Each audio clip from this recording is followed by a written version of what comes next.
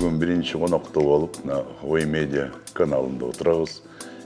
Ушул каналға біз албан ийгилик каалайбыз, рахмат чакырганыңарга. Каналдын жамаатына ийгилик, жакшылык, амандык тилеп кетели. Ооба, ооба. Эми биз деген баягы канча жылдан бери иштеп келатып, эми азыр болсо баягы орусча айтат го, на заслуженном отдыхе деп. Бирок азыр болсо кыргызда билесиңер да, 70 өнөр мырзага аздык кылат деп. Кудай шүгүр азыр деле иштеп жүрөбүз, ырдаган жерде ырдап коебуз. Сүйлөгөн жерде сүйлөп коебуз, акыл айткан жерде акыл айтып коебуз, кошумча кылып дегендей. Кудай шүгүр. Акыл үйрөткөнгө жакшыбыз, мисалы үчүн. Мен өзгөчө акыл үйрөткөнгө жакшымын. Өзүмө келгенде кичине менде деле минустар болуп калат. Ошентип коюп жүрөбүз. Турмуш өтүп атат, жылдар өтүп атат, жаштыгыбыз уже давно эле өткөн. Айта турган сөздөр көп дебейсиңби? Айта турган сөздөр деген башыбыздан жолдор өттү. Канча деген сахна, канча деген жолдор, канча деген айылдар, тоолор, ашуулар, бүтүндөй Кыргызстан, Советский Союз, ар бир көрүүчү менен жолугушуу, бул деген өмүр сызыгы болду да өзү үчүн. Ошон үчүн азыр айта турган сөздөрүбүз да көп. Айтканга дагы сөздөр болгонго дагы жакшы экен, кубанат экенсиң. Себеби деген баарын эстейсиң, эстегенде канча сонун баягы жакшы жактарын айтасың, кемчиликтерин да айтасың. Анан азыркыга дагы сабак да болот экен. Анан азыркылар ушундайбы деп билишпейт экен да биздин мурда өткөн жолдорубузду. Алар дагы таң калып, ошонун ичинен жакшы нерселерин алып кетет экен. Бул деле баягы жашоонун, турмуштун сабагы деп ойлойм. Ал өмүр бою баарын эле керек болуш керек. Бизге болсо, бизден кийинки муунга дагы, андан кийинки урпактарга деле керек болот болуш керек, Айта көрбө. Азыркырда орусча айтмакчы представление деп коет го, андай жок. Мурунку биздин муундун жашоосунун эч түшүнүк жок. Анда айта жүрүш керек, негизи чындыгында. Айта жүргөн жакшы, кичине түшүнүк болуш керек. Жанагы тамашамен айтканда кээ бир жаштар жумасына айына мынча тойго барам, мынча доллар табам деп мактанат эмеспи? Биз айткычы элек, айланайын биз дегенде жайытка барчу элек, кыштоого барчу элек, мал сарайларга койчу элек. Жайыттарга, колхоздун шиберлүү жайытына коюп, мисалы үчүн дагы фермада ар жагында уйлар жайылып оттоп турат, ферманын ичинде бир жагында рабочийлер кетме менен тегиздеп, мына ырдай берле деп кетип калат эле. Мына ушундай күн. Ал кезде ошондой эмес беле закон, баягы маданиятты элге депчи, ошондо карабайсыңбы, ошол кездеги элдер күжүрмөн иштеп атат, маданият биягынан жанында дайыма жүрчүбүз да. Бул деген аябай чоң идеология болгон да. Ар бир айылга, ар бир кичинекей айыл болсо дагы, ошону дагы барып тейлеп, кызмат кылып, жадырап, жайнап, ырдап, элдин алкышын алып анан кетчүбүз. Кабагым, кашым дебей. Сонун болчу да. Азыр деген кичинекей айылдар калып калып атпайбы? Буйрган сахнасына чыкчу элек. Мал сарайы болобу, кыштоо болобу, жада калса телешканы алып келип туруп 4 бортун чүрүп коет дагы, жана дорожкалар салып коет. Мына ырдай берле чыгабыз. Карапайым колхозчу элдер тим эле кумарланып, төшөктөрүн салып көк шиберде жыргап отурушат. Бирок анеке азыр деген мындай болуп атпайбы? Азыр деген технологиянын заманы да. Мисалы биз айтып атпайбызбы, даже мына азыр айылдарга жетпейт, тияка жетпейт дегени менен, азыр деген кандай технология, цифровизация деген азыр бүт баардык айыл керек болсо, мына азыр экөөбүз сүйлөгөнбүз, азыр лейлектин жат башынын бир айында уже көрүнүп атат. Ошон үчүн баягы маданият жетпейт деп дагы айтканга болбойт да. Жетип атат, бирок биздин максат, биздин экөөбүз, мисалы оюбуз дайыма ушундай да, көбүнчө ушул темада сүйлөшөбүз. Баягы кээде спорт этебиз, кээде болсо ай мындай экен, кээде капа болобуз, кээде ушунчалык ай ушугантип болсун деп такыр баягы эмеге чейин мындай возмущаться эткенге чейин барабыз да. Себеби деген сахна, чыгармачылык жол, бул мейли цифровизация болобу, мейли бар космос болобу, мейли байыркы заман болобу, бул деген сахна, чыгармачылык деген бул адамдан адамга жүрөгү менен өтүш керек деп ойлойбуз да. Ушуга такыр макул боло албай койдук. Ушу баары бир баягы мынакы азыр телефон менен болобу, телевидение же YouTube каналдардан көрсө деле баары бир баягы адамга адам негизи чыгармачылык адамга жанына ушул жүрөктөн ушул жүрөккө тийиш керек го деп ойлойбуз да. Ушуну кандай дейсиз? Эле мына эмелеке сиз айткандай инновация эч кандай сахналык чыгармачылык инновацияга да баш ийбейт. Ариптештирүүгө да баш ийбейт. Себеби сахна чыгармачылык ал аналыктык бойдон калганы жакшы. Нукура илгертен келаткан. Ушундай жакшы да. Анан азыр көбүнчөсү инновационный методдоп инновация өтүп атышат. Эмеде жанагы билим берүүдө деле ошондой болуп атат. Сахналык чыгармачылык ал аналыктык бойдон калганы жакшы. Нукура муундан муунга өтүп келди. Бирок баягы орустардын бир жакшы макалы бар эле го. Самое старое забыто, это всегда новое деп, самое деп.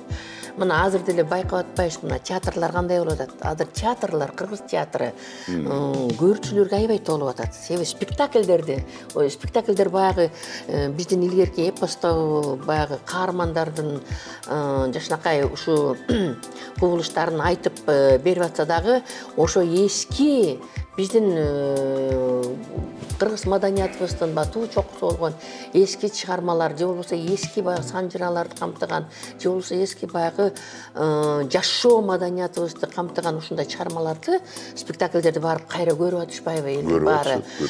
Бул эмне деп атат? Бул кайра эле болбой эле баягы сахна чыгармачылык өзүнүн нугуна түшүп атат деген сөз да. Бизде деле азыр мына кайра эле баягы айтып атпайбы? Кайра эле жандуу концерттерди берели деп. Кайра жандуу концерттер жакшы экен деп мында элдер кайра ойгонуп атат. Мунун баары эмнеге келип атат? Бул өзүнчө баягы цикл менен алмашып эле кайра өзүнүн ордуна келет экен. Жана анакей айтып атпайбы? Инновация болсо деле, ар кандай тиги космический технологиялар болсо деле болбой, чыгармачылык кайра эле болбой, баягы кубулуштун баарын аттап, кайра эле өзүнүн ордуна жекеме-жеке өнөр постон көрүүчүгө жетет экен да, жүрөктөн жүрөккө баары бир жетет экен да. Ошондой кубулуш кайра эле келет экен. Нукура ооздеги өнөр менен аналыктык система менен илгертен бери келаткан. Ушундай эле. Ушундай экен. Кээде ушундай ойлорду ойлоп, баягы эметип калабыз да, кээ бирлери туура эмес түшүнүп калышы мүмкүн, баягы ностальгия болуп, эски заманды эстеп, ошону сагынып эле азыркыга такыр моюн бербей атат деп ойлоп калышы мүмкүн. Бирок адам болгондон кийин адам тирүү жан. Туура. Ошо тирүү жан болгондон кийин адамга баягы нукура прям ушундай түз жүрөгүнө тийген ушундай кубулуштар керек экен. Илгертен калыптанып калган кубулуштардан бар.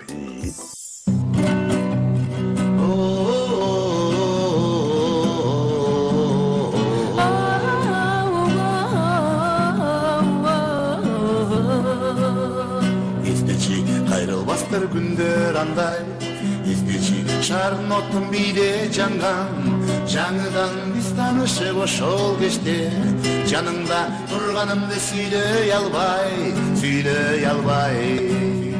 Жаштыктын гүлүн терип бараткансып, жадырайым махабаттын таң аткансып, ан сайын өрттөнүшүп ичи күйүп, кыздардын баары сени карашкансып.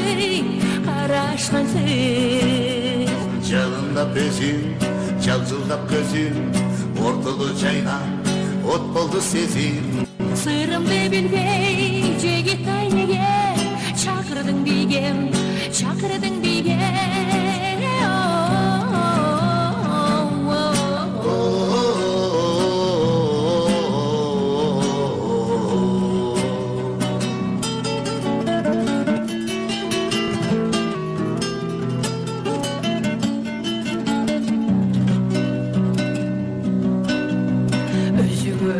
Өмүрүмдү коштум меркем, өзгөчө жолу карап достум меркем. Кеттиңби же чын эле бүрөн сүйүп, же кокус соруп калган жоксуң беркем. Орусаң айыктырып алат элем, жаныңдан карыш чыкпай багат элем. Кайрылчы канатымды күлөп кайра, каалаган жагың көздөй барат элем. Канча күн өттү, кайгыга чөктүм, калтырып жалгыз suyup çıdasan emi Kütüm senin, kütüm seni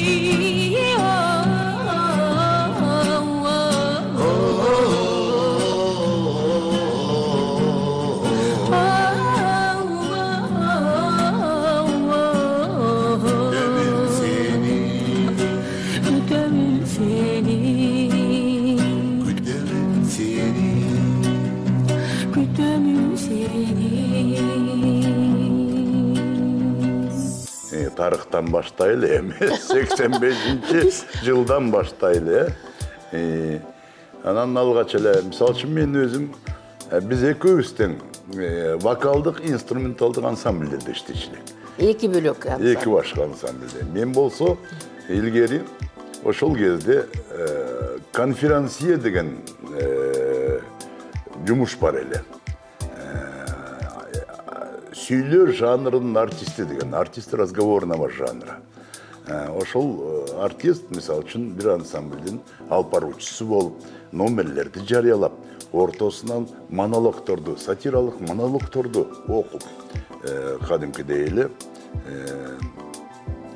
көбүрөөк кудулдар болуп кетсе, интермедиа, жалгыз монолог окучу эле.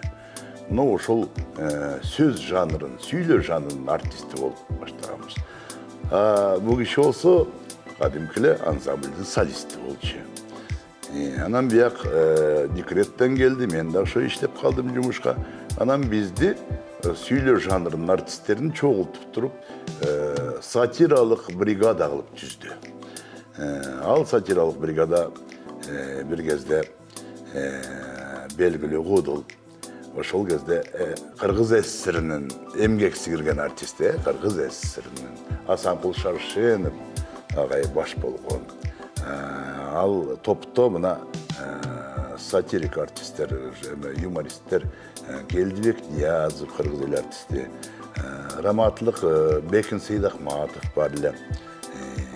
Ал кийин кетип калды мына Анара Мадиева жекебиз. Ушулар болуп бир бригадага бизди кошту. Анан көркөм кеңеш тарабынан ошо топтун жетекчилери сен ырдайт экенсиң, сен гитарада ойнойт экенсиң, арасына бир ырларды аралаштырбайсың деп. Ушундай сунуш болуп калды. Анан ал сунуш менен биз экөөбүз ырларды иштеп баштадык. Сахнага алып чыктык, элдин кабыл алганын айтпайсың деп. Эми бир ушундай баса кетип айта турган нерсеси мындай болду да. Экөөбүздөн баягы мен ырчы, бул баягы болсо сөз жанрындагы артист болуп, бирок бизди кошкон себеби мындай болуп калды да, ошондо вокалдык, инструменталдык ансамбльдер аябай ушундай тарайын деп, андан кийин тарап кетишти. Тарайын деп кеткенде биз кошулуп калдык да. Анан мени как ырчы катары, муну болсо баягы как оончу катары бизди кошуп, ошондогу режиссерго рахмат да. Кара ойлоп тапканын карабайсыңарбы? Баягы илгери деген концертте мындай болчу да. Баягы концерт ырдашат, ар кандай сценканы аткарышат, а ортосунда баягы интермедиа болчу да. Пауза деп койчу, интермедиалар болчу, пауза. Баягы ырчылар эс алып, анан ортосунда. Биздики наоборот кылып коюшту да. Ошо биздин жанагы башчыбыз болгон биздин Асанкул Шаршенов агайыбыз раматылык. Ошол жетектеген ушундай чоң топ, аябай күчтүү топ болчу да. Бүт баары биринен бири ашкан сатириктер, актерлор да. Келдибек Ниязов, Анара Мадиева айтып, анан дагы жаш талант Бекин Сейдахматов баары. Анан бизди болсо наоборот ошо интермедианын ордуна коюп коюшту. Как реприза, музыкальная реприза, пауза болуп калды да. То есть алар спектакль сатирикалык бир мындай кичинекей пьесаларды аткарышат. Ортосунда биз чыгабыз эки жолу, ортосунда, анан кийин аягында да ортосунда. Анан биз только вокальный, баягы музыкальный ырлардын баарын беребиз да. Анан кайра алар улантып кетет. Анан кайра биз чыгабыз, анан кайра улантып, анан аягында чогуу чыкчубуз да. Бул өзүнчө башкача бир мындай подача болду да. Бул вообще канонду бузуп коюшту да, Ошондо кимдер режиссеру, ким? Жолдошбек. Азыр Таштанбек Жолдошбеков. Вот, режиссер. ошо аябай кыйын режиссер болчу. Ошонун мээнети көп. Башкача эме кылды да, башкача кылып койду. Ошо мээнети көп. Ошондо элдин баары таң калышканда, бул кандай түшүнбөй калышкан. Причем тут ырчылар деп. Анан ушу сон сатира келет туруп анан лирикалык мындай подача болду да.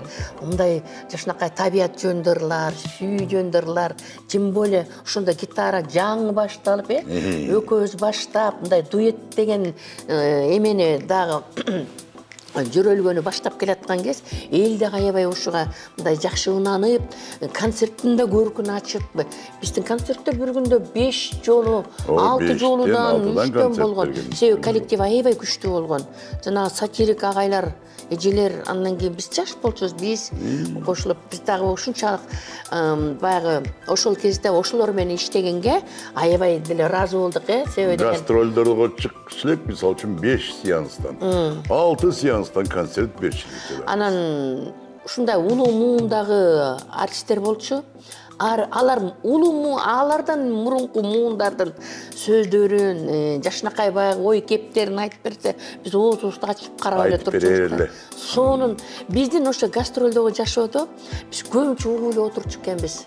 Ушундай сонун адамдардын жакшы жактарын айтып, же болбосо күлкүлүү жактарын айтып, анан арасына обязательно санжыраларды кошуп, анан уламыштарды кошуп, ошо менен биз тарбияланып, ошо менен баягы сахна жытын, сахна мындай дөөлөттүн биз ушул улуу адамдардан сиңирип алып, азыркыга чейин жана айтып атпайбызбы, ностальгия деп. Ностальгия туптуура эле биз деген баягы ошо сахнанын мурунку жыты менен, сахнанын ушу дөөтү менен балким биз ошого куса болуп аткандырбыз. Себеби деген бул сахнанын ошол кезде сахнанын ыйыктыгы аябай күчтүү эле. Ошо кишилер айтып берген баягы улуу муундардын турмушун баскан турганын, маданиятын турпатын угуп жүрүп көрсө ошол идеологиялык тарбия экенин да көрсө. Биз үчүн мектепте болду. Мектеп болду да. Биз үчүн аябай сахналык мектеп болду да биз үчүн. Азыркы кезде андай жок. Андай мектеп жок. Баары интернеттен үйрөнүп алышат. Өзү менен өзү. Же вокалдан курс алдым, же минтим деп атышпайбы, жок. Бирок улуу муун менен иштешип идеологиялык мектепти өткөн экенбиз да ошол кезде. Сонун кездер. Ошого ыраазы болом да менчи көбүнчө. Ошентип анан бирин-эки ырларыбызды, башка обончулардын, мисалы үчүн Момбеков ырлары бар эле, дагы обончулардын ырларын биз гитарага салып алып чыгып жүрсөк, жактырып калышып, тили радио чакырып калды. Ал кезде комитет болчу. Чакырып бул көрсөтүүгө келип кеткиле, бул передача келип кетебиз, тап коебуз, түз эфирлерден делер тап коебуз. Анан ошентип улам биринен бири бир редакция чакырып отуруп, ошентип 1-2 айдай жалаң теледен түшпөй калдык.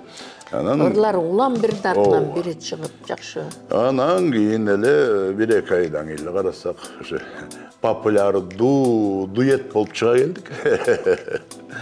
Мына ушундай тарыхты баштан өткөздүк да. Сөзүң алчы көрүүчүлөр үчүн да жакшы болду, өзгөчө жаштар үчүн. Ошол мезгилде жаштардын көбү гитара көтөрүп калышты. Гитара менен автобуска түшсө дагы, экскурсияга барса дагы жалаң гитара менен ырдашып эле биздин ырларды ырдап калышты.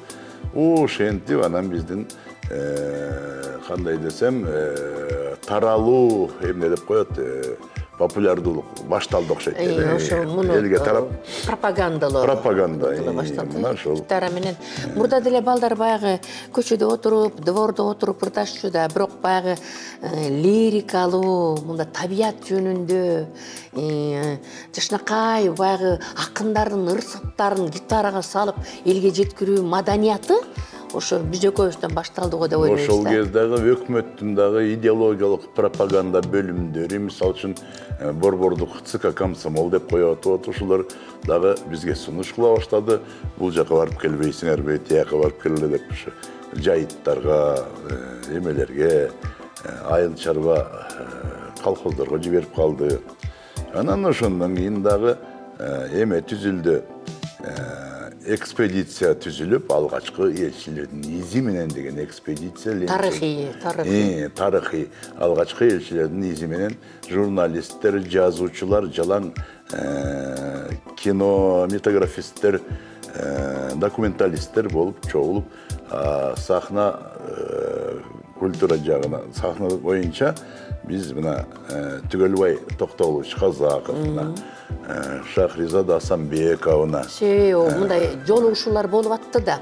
Ошондо алар болсо баягы тарыхый мааниде бүт баарын чагылдырып, элге жеткирип, ошо жолугушууда айтып, пикир алмашса, биз болсо ыр менен ошо элге тартуу кылып баягы жакшы жолугушуулар болуп атты. Жайылтып барган жерден обком комсомол болобу, областтардын комсомолдор тосуп алат. Биз аларга жайылтабыз, пропагандалайбыз. Бир ай жүрдүк, бирок ошондо Кыргызстандан баштап Санкт-Петербургка чейин бардык. Автобус менен бүт шаардын баарларын, бүт Россиянын, Казакстандын баарын кыдырып. Түшүп алып туруп анан кеме менен эмеге бардык да, Кронштадтка, Кронштадттагы жанагы Поповдун үй музейин көрдүк айланайын. Биринчи телевизорду көрүп, ошо оозубуз ачылып таң калып, кичинекей эле кутуча бетинде луппа, кичинекей бир экран ошол телевизор экен, кадимкидей иштетип коюшуптур, көрсөттү мына телеэфирди, ошону аркылуу иштетип көрсөтүп атышты. Радиону көрдүк, биринчи радиону, таң калышты.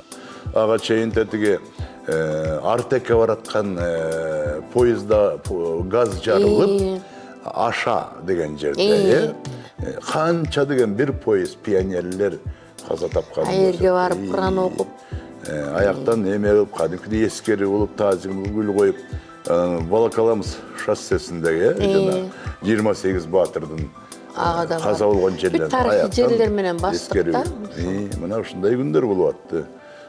Тарыхый жерлерди көрүп, анан баягы жанагы алгачкы элчилер каерге токтосо ошол жерге бардык. Аяда музей кылып коюштур. Жерде ошо Кыргызстан жөнүндө алгачкы биринчи Кыргызстандагы баягы кулуштар, эр азаматтардын бүт баягы кол жазмаларын алыптыр да. Шергазы, ошондо Тунай бийлер жиберген экен. Анан 14 мартта архивден табышты. Тарыхчыларыбыз өзүбүздө көрдүк. 14 мартта 1889 жылы Екатерина кол койгон экен, кыргыздар менен келишим түзүп. Мына ошондон кыргыздар менен байланыш башталган экен. Аны көрүп алып сыймыктандыкчы. Сыймыгыбыз көкүрөбүзгө батпай, келгенде элге журтка жарыялайбыз. Анан биз жөнүндө фильм да тартышкан бар. По следам первых послов деген барбы? Алгачкы элчилердин изи менен деген документальный фильмибиз чыккан. Жашпыз. Ошо фильмде эстеликте калып кетти. YouTube'дан кийин көрүүчүлөр кааласа ошону карап койсо болот. Мына ушундай элчилик менен барып келген күндөрүбүз болду. Анан жалгыз эле тойлорго эмес, той азыр кийин кече жакында пайда болбоду. Илгери той деген жок болчу, той кордайт деген уят нерсе болчу. Биздин убакта туурабы? Концерт, жалаң ошол менен анан өкмөт жиберген жака барчу эле кадимкидей эле. 80-жылдары, негизи 70-жылдардын аягында, 70-жылдарда деле ошо вокально-инструментальный ансамбльдер аябай уюшулуп, бирок алар баягы передвижной эмес болчу, бир гана базовый мындай жакшы бир мындай уюштурулган мекемелерде гана болчу, мисалы же окуу жай болобу, же завод фабрика болобу, ушундай деле болчу. Анан кийин филармония деле болчу. Анан мен болсо ошол вокально-инструментальный ансамбль толкун деп биздин азыркы финансовый техникум барбы? Ошондо база аябай күчтүү болчу. Азыркы жигиттердин көп аттын кашкасындай таанымал жигиттер ошол жерде студент кезинде келип ошол жерден ойношуп, Талас жетекчиси.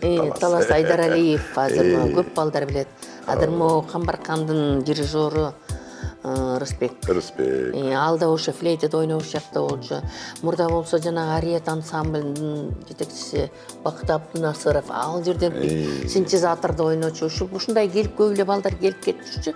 Ошолордун биринин мен да болуп ырдап жүрдүм. Анан кийин наристеге өткөндөн кийин, анан кийин наристе чачырап, Анан кийин биз болсо экөөбүз кошулуп иштеп калдык.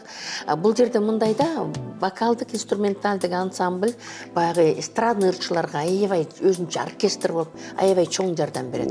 Мисалы, бул жерде баягы өзүңдүн аркаңда чоң ушундай колдоону сезесиң. Ар бир музыка биягынан чыгып, өзүнчө бир мындай демөөр, өзүнчө бир мындай колдоо, коштоо да бул чоң нерсе. Тилекке каршы азыр ар бир ырчы андай ансамбльды кармай албайт, көтөрө албайт дегендей. Анын баары чоң каражат. Камсыздандыра албайт. Чоң каражат, анан мекемелер деле аны көтөрбөй калышты, кызыкпай калышты. Себеби деген азыр баары кандай десем, компьютерлештирилген жерге кайрылып, ушундай бир жеңил жолдор менен өтүп кетишти. Бирок эстрада ырчысына бул ансамбль, оркестр аябай керек да, аябай жакшы нерсе. Анан кийин эми турмуштун агы менен баягы жашоо өтө береткен. Анан биз гитара менен жолугуп калып, ошо гитара менен мен ырларым шаңшып, башка жолго өтүп кеттим да. Бул жерде эмнени айтайын дегеним, бул гитара дагы менин өзүм жүрөгүмө дагы ушунчалык баягы туура келди болуш керек. Себеби деген мен өзүм баягы лирикалык ырчымын да. Лирикалык көбүнчө баягы аял затынын ички муңун, аял затынын ичтеги сырларын, ушуларды элге даңазалоо, ушундай жолдогу ырчы экенмин да. Биз азыр ушунун баарын баамдап, азыр ушунун баарын айтып атабыз. Убагында биз баягы инерция боюнча эле кетип аттык да. Анан кийин баягы жүрөбүз каалаган эле деп эле байкабай эле кетип аттык да. Анан кийин гитара дагы бир камерный инструмент да бул. Бул сен өзүң менен гитара менен бир болуп, экинчи үн сени коштогондой эле болуп турат да. Жандапчы, экинчи ырчы коштогондой эле болуп калат экен гитара. Бул дагы мага өзүнчө жакын. Бул гитаранын ырлары, гитара менен ырдалган ырлар көбүнчө лирикага жакын болот экен, Анан баягы көбүнчө баягы аял затынын ички дүйнөсүн чагылдырууга негизи бул камерный исполнение көп эле жакшы жардам берет экен. Анан ушул экөөнү тең мындай айкалыштырып кеттим го деп ойлойм да. Негизичи. А бирок мен мындай оркестр менен ырдаганда дагы бул баягы ал дагы өзүнчө бир жакшы нерсе да. Жакшы башка мааниде ырлар кетет. А бул гитара менен бул баягы көзүңдү жумуп алып ырдагандай, бул башкача мындай жол менен ырдалат, бирок ичиңдеги оюңду да айтып аласың көбүнчө ушу гитара менен. Капеллалык лирика болуп калат да, ошондой. Ошондой болуп калат экен да.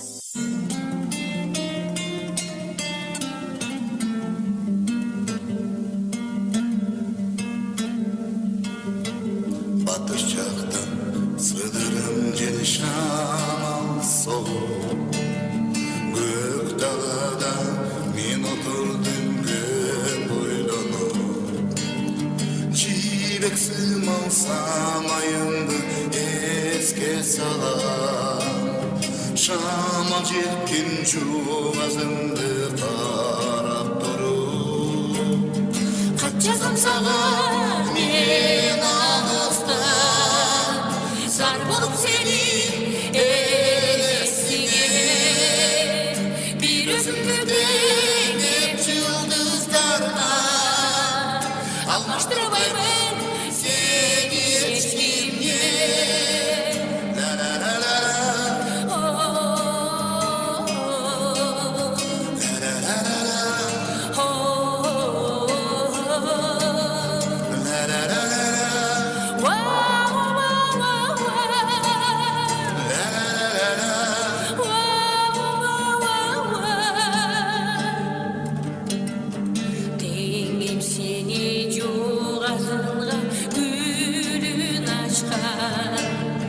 Жаш бутакка эрте жазда бүрүн ачкан, теңим сени жылдыздарга бүлбүлдөгөн, теңим күнгө көк бетинде нурун чачкан, кат жазам сага мен алыста, зар болуп сени bir özümde dengep yıldızlar. алмаштырбаймын сені ешкімге.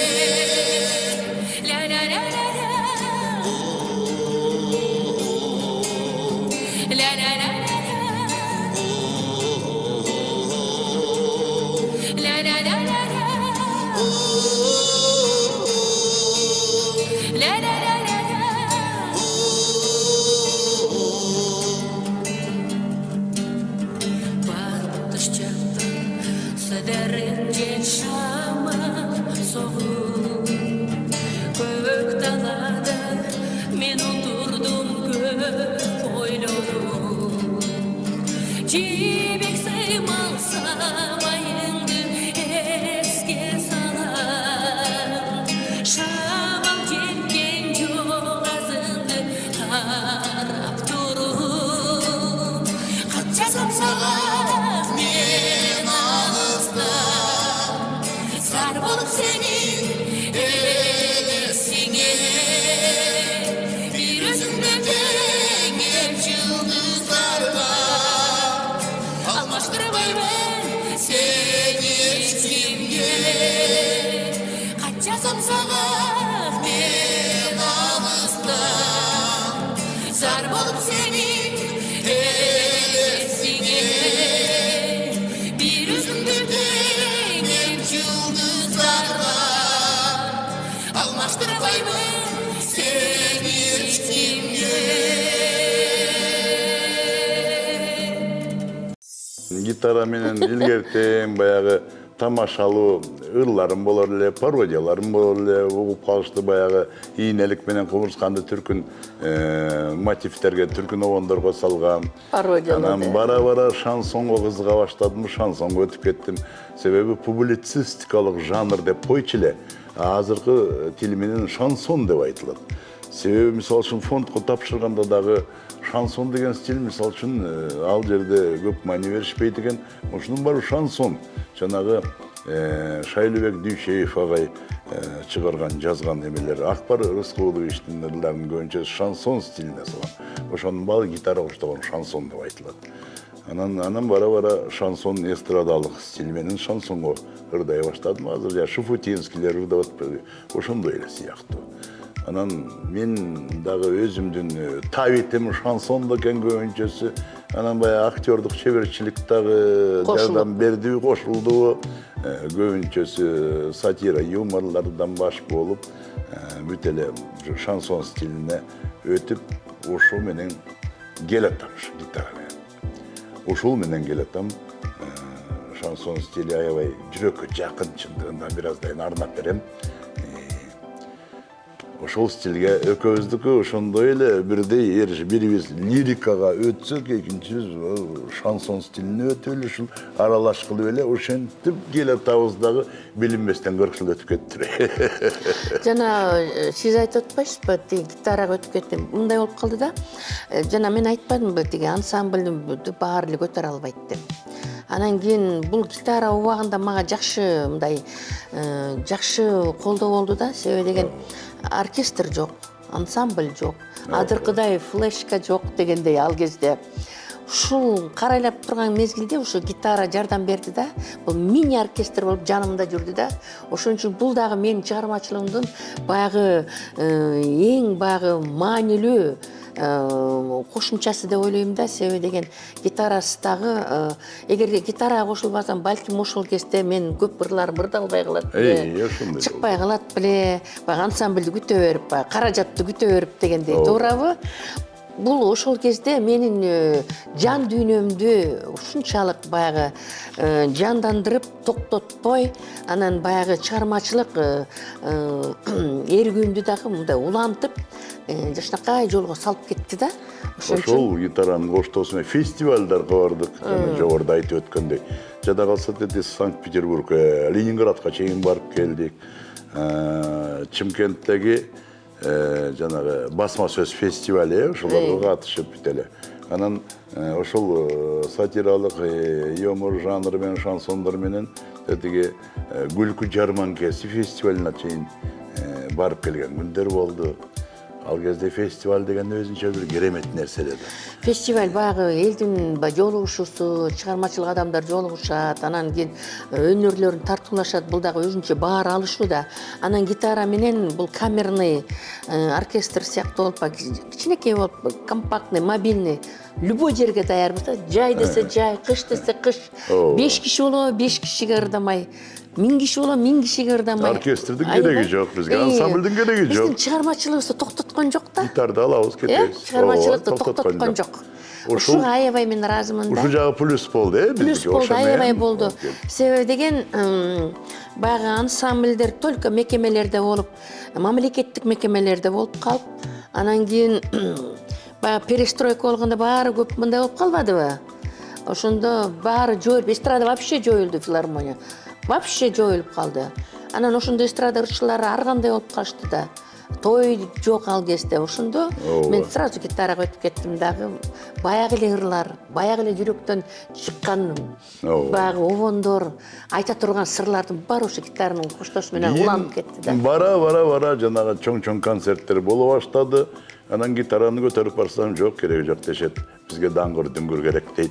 Ошондой да болуп калат. Компьютерлешип, флешкага жазылган даңгүрлөр. Эми элдин агымы менен да. Ошо менен концерт өтүп атат. Эми жандуу үн десе, биз андан коркконубуз жок. Биз илгертен эле жандуу үн менен келатабыз. Ой, өмүрүбүздүн көбү ошондой эле кетти да. Мамлекеттик баягы мекемелерде иштедик, мисалы филармонияда иштедик дегенде, андан кийин дагы иштеп жүрдүк. Анан кийин фонограмма кийин эле чыкты да. Мен айтып атпаймынбы, эмнеден чыкты фонограмма? Ошондон чыкты. Оркестр жок, ансамбль жок. Ырчылар, эстрадниктер калып калды. Окат кылыш керек. Анан эми азыркы замандын агымы ошо экен да.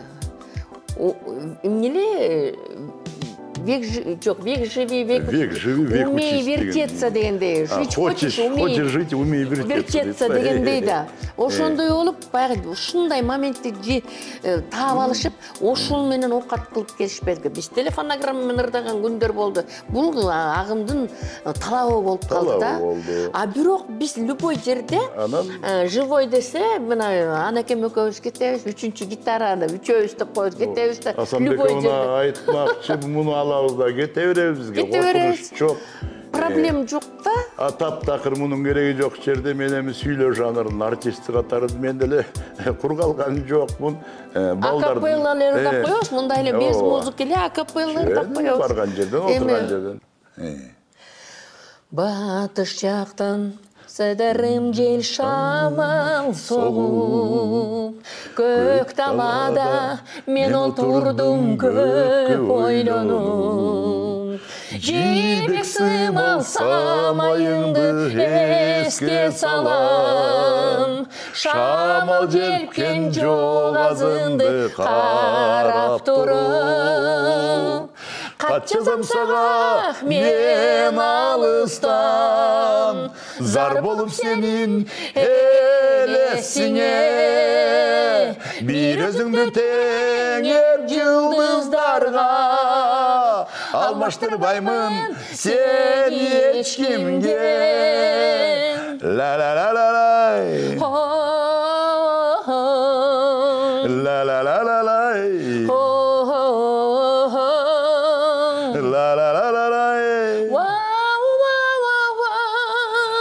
Алмаштырбаймын сени эч кимге.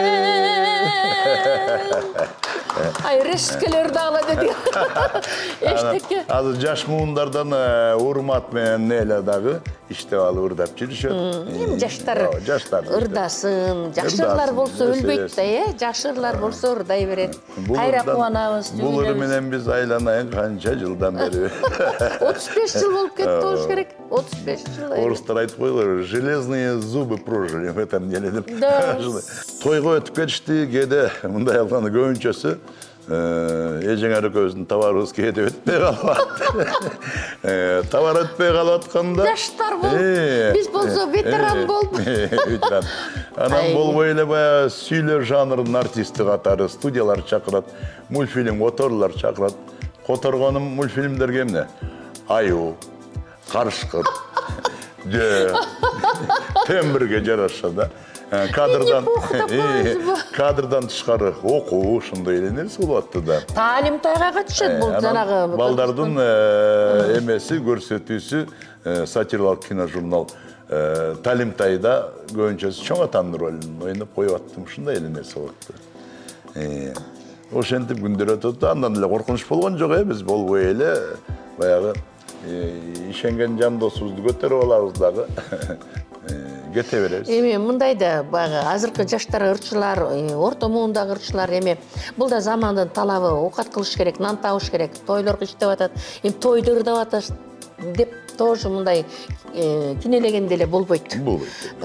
Себеби деген алар өзүнүн ырын ырдап атышат, өзүнүн нан таап жеп атышат. Просто баягы тенденция мындай болуп калды да, баягы сахна биякта көрөнгөдө калып калды да, артта эле калып калды да. Ошонусу эле баягы өкүнүчтүү да. Атак калганы баягы ырчылардын эмгеги жакшы эле баягы жасанып барышат, ырдаянды даярдап. Ырдаганда деле акыры өзүнүн үнү да, бул Киркоровдун үнү эмес, Пугачеванын үнү эмес. Жакшы эле анан үнү. Биздин мисалы мен өзүмдү айтсам, баягы биз баягы советтик доордо иштеп калгандыктан, жана анеке айтып атпайбы, табарыбыз өтпөй калган. Кээде күтөсүн да чакырабы десек, айтиги жаштарды алып кетти, бул жаштарды алып, алардын ырлары шаңдуу деп эле. Ушундай болуп, биздин ырлар шаңдуу эмес, баягы биздики лирикалык болуп калат да. Ана биз калыптырбыз деп коебуз. Анан кээде ушундай бир тойго чакырып калганда ушунчалык интеллигенттер отурат жашынакай. Баягы түмөн ойлойбуз да, той деген тойда баягы мындай болуп калат, укпайт-го деп баягы эметесиң. Бирок карасаң, кээде баягы коюп зыңкыйып отуруп уккандар бар да. Ушунчалык жүрөктөрү менен. Себеби биз тирүү жан болгондо сезебиз да, тойдо баары көрүнөт да, баары алакаңга салынат. Ырчы деген 1000 көздү, миллион көздү көргөн ырчы кантип тойдо 300 кишини көрбөй калыптыр. Анан ушунчалык ошондой көргөндө сүйүнүп калабыз э. Анан сөзүңүз каралчы да бир эме үзгүлтүк болуп калды, ортодо бир өзүнчө бир макул эми табарыбыз өтпөй калса дагы бизде. Ушуну айтпачы, табарыбыз өтпөй калды. Табарыбыз нормальный эле болот. Өтүп эле атты. Анан ортодо бир үзгүлтүк мындай болду да, кандайдыр бир орусча спрос деп коет го, биз той алып барууга ошондой бир агым болуп кетти бизде өзүнчө, э? Жок, анаке болсо тамада болуп иштеп жүрдү да. Бул баягы өзү разговорный жанр менен үнү жакшы да, корулдап, мындай жашынакай болуп алып барганга, анан кийин бул тамада болуп иштеп кетти. Колдураган үн менен. Бас деп анан. Анан кийин бул ошону айтайын деп атат окшойт, мени кошуп кетти да, бас деп. Анан жөн эле отура бербесиз биз. Анан кийин орусча керек деп бас деп. Бизге жетишпейбиз да, бир күндө жанагы эмне деп коет, накладка деп коет да. Мен бүгүн тойдо занятмын. Бош эмесмин. Эжеңер болобу аял киши? Ушундай эжеңер бар десе, ой болот дейт. Алып келип, бул киши болсо коркот, койчу, корком кантип алып барам кой. Сонун эле башта моундай саламдашасың, мындай тигиндей, мындай мынча мүнөттөн антрак бересиң, мынча тургузасың, мынча мүнөт бийлетесиң деп туруп жүр деп кирип эле тойдун эшигинен кирип эле мына эжекеңер деп өзүм чыгып кеттим. Анан кийин бул эми материалдык жактан да жакшы болуп атты да, жакшы жардам болуп атты ал кезде. Ошончо элге билет сатып отурбайсың, даяр, канчаларыңды билесиң. Анан кийин той эсине көздөштүрүп өзүм чыгып кеттим. Анан той бүткөндөн кийин кечинде кабар алайын десем, өлтүрдүң, корктумай калчылдадым тиги була. Эчтеке эмес көнөсүң да. Ошон үчүн 2 алып барды, 3 алып барды, 3-4 алып барганда мага чалып калат. Ал кезде үйдөгү кабелдик телефон, сотка деген жок. Той барбы? Кайра эмес. Эми ошол кезде ошондой болуп калды да, баягы тойлор жаңы күчөп турган кезде баягы бул болсо айтып атай, сен өзүң характериң шустрый, шайырсың, эмне коркосуң деп. Анан көбүнчө бул орусча алып барыш керек болуп калган жерлерди жиберип атты да. Анан ошол орусча алып барган жерде иштеп тамада болуп иштеп жүрүп, бирок кийин андан чыгып кеттим да, себеби деген өтө кызыкпайын депчи. Себеби деген ыр жан дүйнө деген башка да.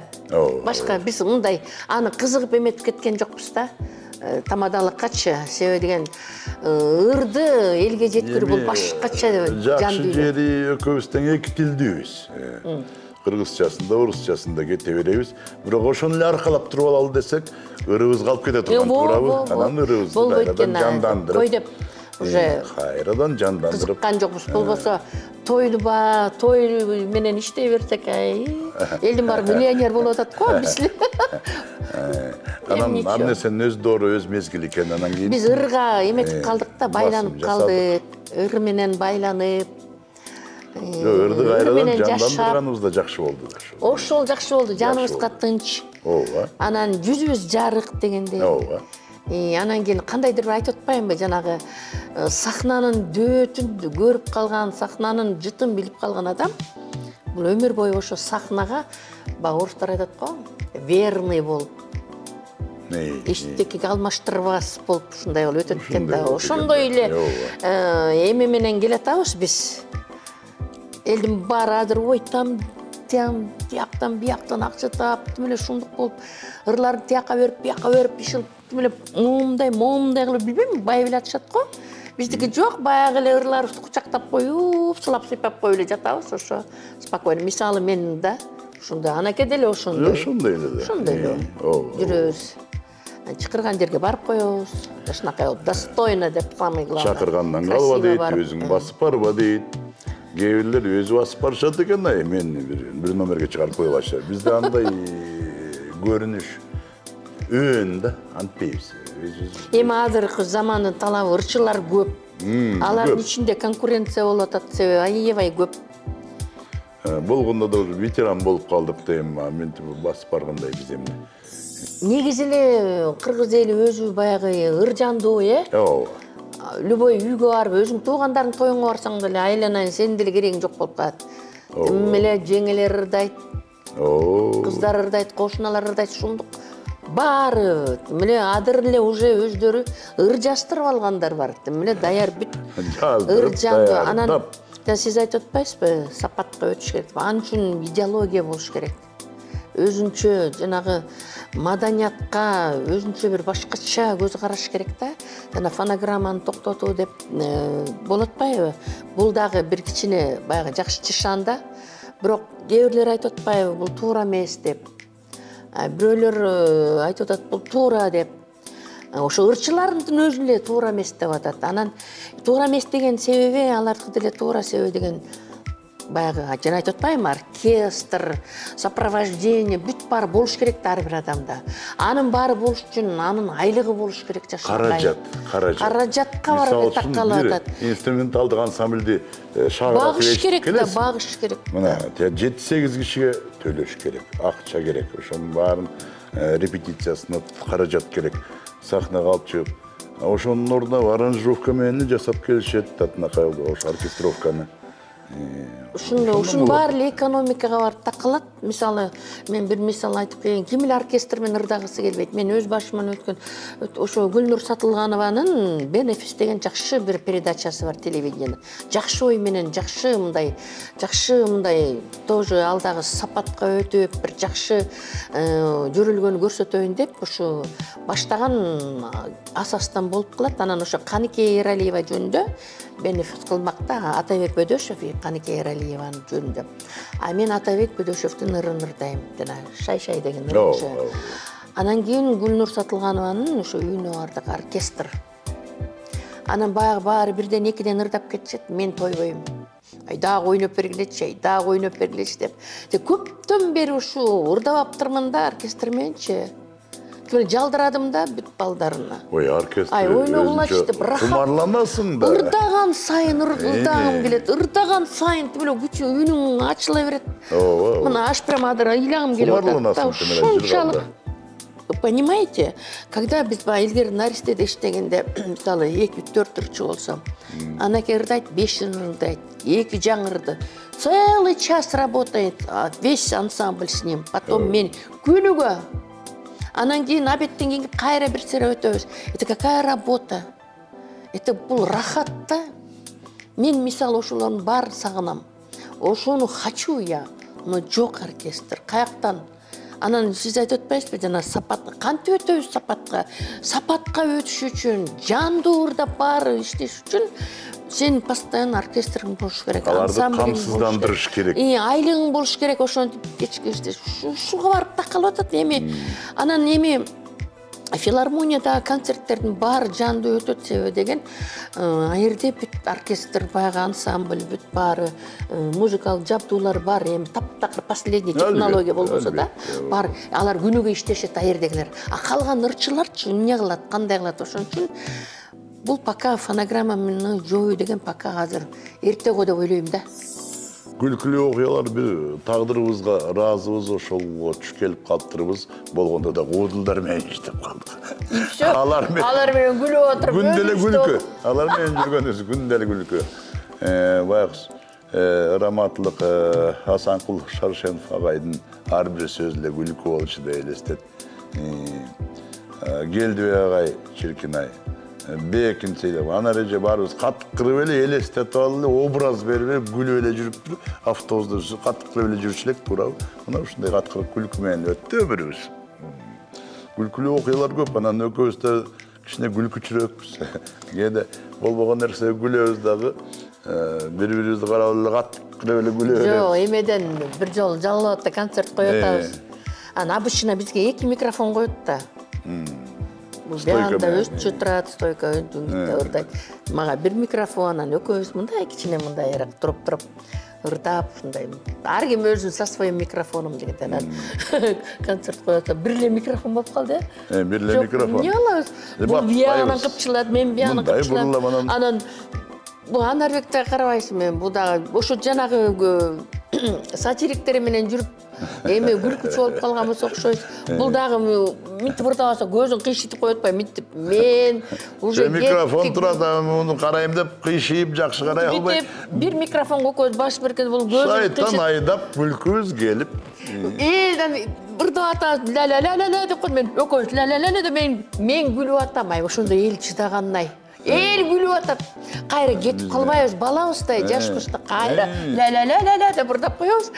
Күлүп атабыз ошондо азыр деген. Бизде Асангул агай урушуп, эмне кутуруп атасыңар айса. Бир жактан урушуп атат, биз болсо же кетпейбиз токтобой, же күлкүбүз токтобойт. Мен муну карабайм дейм, мынтип карабай. А микрофонго барыш керек да. Ооба. Анан ошо ойдан бирок аягына чейин чыктык ошо ырдап. Анан элдер кандай түшүнөт, эмне түшүнөт дегенде ойлоп туруп, эл деле ай, что такое деген жок эч ким.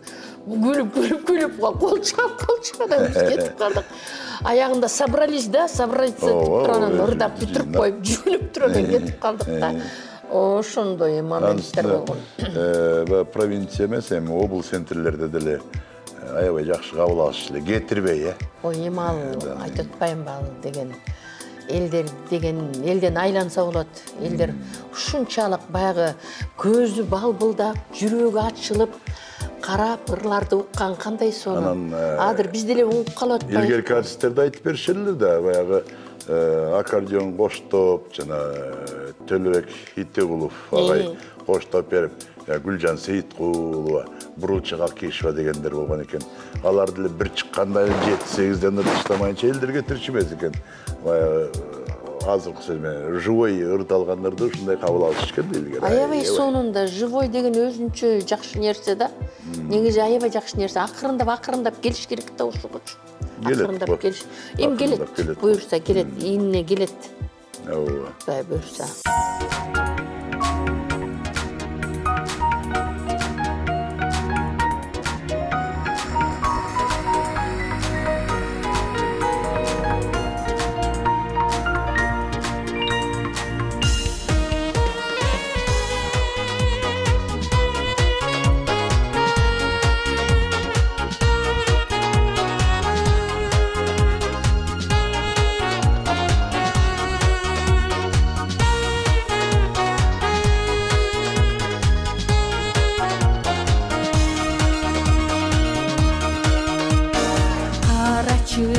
Asman köpük çeksizliğin göz albay oyloğunun geç güz bugün armanға berip ketken jarığımdı al menin жеңилдигим эссиздигим эстен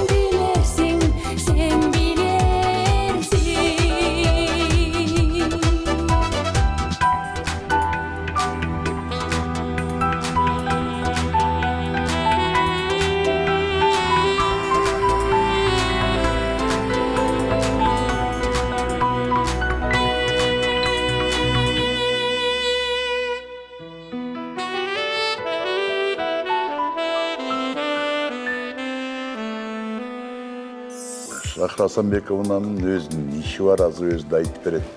Меники деле өзүмчө ишим бар. Себеби жалаң ыр менен жан багуу кыйын. Чынын айтканда, ыр менен эле, жалаң эле обон менен ыр менен жан бага албайсың, андай жок да азыр. Чет өлкөдө болгондо гонорар менен жашайт экен. Чет өлкөнүн мурунку жасап койгон эмгегиңдин гонорар. акыбети. А бизде эми патент төлөйт, мисалы үчүн авторский патент жылына бир жолу эми ал деле бир аз арзаган акча. Андан тышкары жан багуунун эмеси мен педагогтук деятельность деп коет го, ишмердүүлүгү менен жүрөм мен деле. Чыгармачыл борборлордо балдарды окутам. Бир борбордо звук операторларды окутсам, бир борбордо драм кружокто өзү сабак беришке туура келет. Көркөм окуу, драм кружок, кадимки эле конференциянын эмесин, ыкмасын колдонуп окутам. А кээ дагы бир мекемеде үн режиссер катары иштейм, мисалы үчүн көбүнчөсү жыйындарга үн күчөтүү болот. Мына ушундай эле нерсе. А мектепте дагы ошол музыка сабагы кадимки эле балдарды ырдатуу. Мына ошо менен биз жан багып ошонун айлыгы менен жашап келебиз. Ал эми эжеңердики болсо балдар чыгармачыл борбору кадимки эле айтып берсеңиз. Эми мындай да азыр болсо биз баягы барал мезгилге келип калдык да. Анан кийин айта турган сөз көп, айта турган акыл кеп, кеңештер көп дегендей. Чыгармачылык адам болгондон кийин, эл менен иштеп, элди аралап жүргөндөн кийин айтар сөзүң болушуң керек дегендей, туурабы? Анан эми мен баягы жаш кезимен эле баягы коомдук иштерге көп катышып жүрүптүрмүн. Аябай эле тиякта деле женсовет, биякта местком, анан комсомол, тияк ушинтип эле жүрүп ал адат калбайт экен. Ал болгон киши болот экен, болбогон киши болбойт экен. Миң окуса дагы. Анан кийин эми биз болсо жана айтып атпайбызбы, барал мезгилге келип калдык, ветеран труда болуп жүрөбүз дегендей. Пенсионеры деген ноч, баары бир чыгармачылыкты калтырган жокпуз, Туура. Барган жерде барып атабыз, чакырган жерде барып атабыз. Өңчөй пенсия менен жан багыш кыйын. Анан кийин бирок азыр жетимиш өнөр аздык кылып, мына баарыбыз эле тияктан, бияктан иштеп, окат кылып атабыз. Баягы мурунку жаштакай ушу өзүбүздүн эмгегибиздин акыбетин көрүп, ошол эмгегибиз менен улантып келатабыз. Анан эми мен болсо, ошо коомчулук иш боюнча айтайын дегеним, ушу мен жашаган үйдө көбүнчө ушу мүмкүнчүлүгү чектелген адамдар жашайт да. Баарыбыз ушу кошунабыз, анан мен ошонун балдарын менен ушу майрамдарда, ар кандай иш-чаралар болуп калат го майрамдык. Ошолорго балдар таланттарды издеп эле, сен бийлейсиң, сен ырдайсың, сен сүйлөйсүң деп эле аралаштырып жүрүп. Балдар чыгармачыл борборун ачып алган ошо. Анан кийин баарын көрсөтүп жүрүп, акимиятка кайрылып, аны спонсорлорду издеп, иш кылып, мына 4 жылдан бери, 19-жылы ачылды. Ошо Аруна деген балдар чыгармачылык борборун ачканбыз. Только эле ошо биздин 2 үй, ошо 135 квартира бар. Ошо 2 үйдүн жашоочулардын балдары гана үчүн да. Ана 4 кружок иштейт, шахмат, комуш, би, хор дегенде ошонун баарын иштетип, татынакай болуп, ошо балдарды чыгармачылыкка тартуу, балдарды бекер жүрбөй, бош көчөдө жүрбөй, кечке телефон чукулабай, мындай маданиятка бизде баягы советтик эме калыптыр да, идеология. Ушундан арылбай койдук да, ушуну эле улантып келатабыз. Ай, сен бекер жүрөсүң басырда, сен жүрөсүң бас биле деп эле бүт шарттарды түзүп, ошо менен иштеп келатабыз.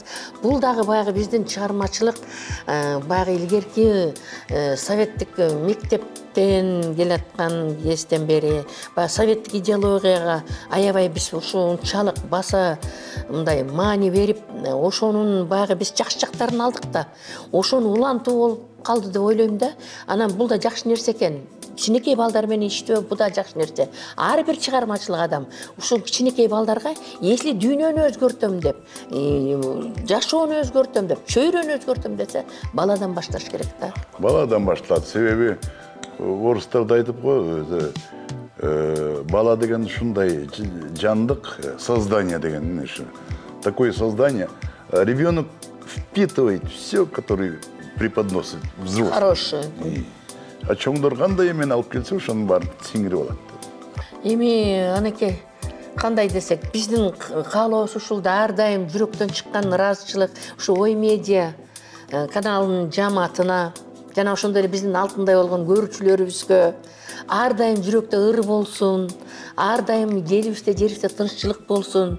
Ал эми ушул каналга ушундай жакшылыктарды, жакшы инсандарды, мындай дүйнөнү өзгөртө турган, дүйнөнү жаңырта турган, дүйнөгө ушундай азык дүйнөнү бере турган жан дүйнөлөрдү ушу элге тартуулай турган каналдардан болсун. Ошол биз ар дайым биз жүрөгүбүз менен келип турабыз, Кудай буйрса. Ийгилик болсун, элге тартуулап. Чоң рахмат силерге баарыңызга. Пропагандалап жатасыңар.